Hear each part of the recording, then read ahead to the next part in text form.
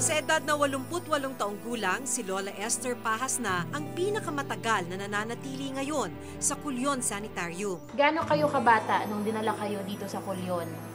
6. 6 years old. Sino yung kasama ninyo? Ay, hindi ko na anuhan po dahil basta dinalala lang ako dito. Eh, napaganon.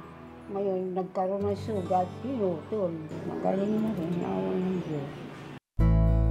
Sa ospital na tumanda si Lola Esther. Nang gumaling siya taong 1985, nagtrabaho na rin siya dito bilang isang nursing attendant. Kasi po yung isang may sakit kapag may sugat tapos napapabayaan, lumalala po yun, umaabot po yun sa ng buto. Nagkakaroon po ng gangrena. Kaya pinutol yung paa niya para hindi na po lumala at umabot sa pataas po ng niya. Kaya doon pa lang po sa bandang binti, inano na po yung tinanggal. Karamihan sa mga dinala noon sa Culyon Sanitarium at gumaling sa sakit na natili sa isla at dito na namuhay.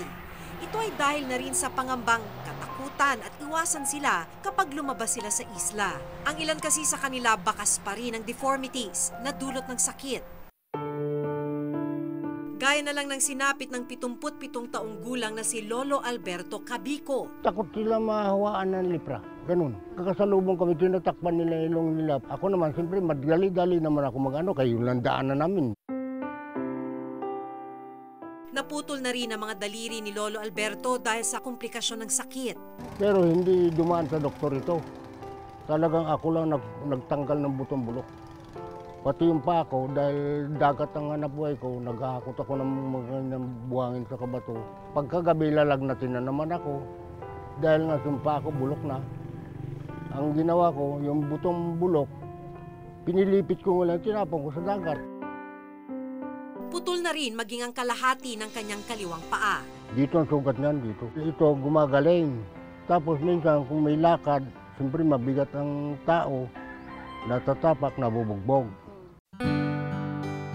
Pero nang gumaling siya sa sakit, pinilit niyang mabuhay ng normal. Pangingisda ang kanyang naging hanap buhay. Ito ang pinantustos niya sa kanyang asawa at anak. Hinok man kami, nagkaroon ako ng motor. Nagkaroon ako ng tricycle, nagkaroon ako ng motor, bangka, malalaki. Ang ngayon, mahina na ako, matanda na ako.